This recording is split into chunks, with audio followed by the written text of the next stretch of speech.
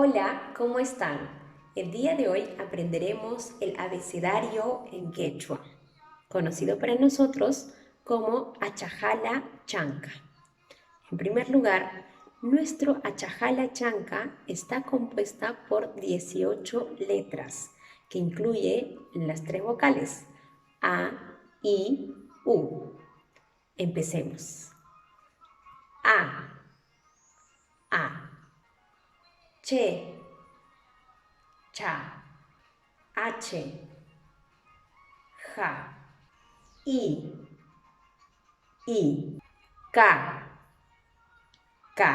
L, la, doble L, ya, M, ma, N, na, ñ, ña, P,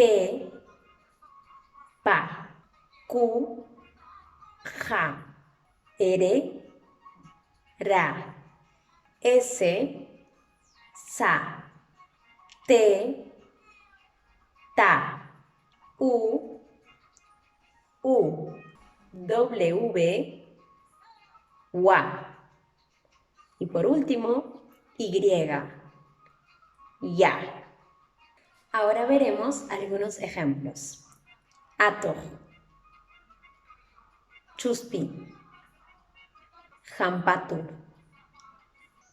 inti, quilla, lasta, lliclla, misi, nina, ñaqcha, puyu, jusa, rumi, sacha, tuku, ukucha, wallpa, yaku. Y listo.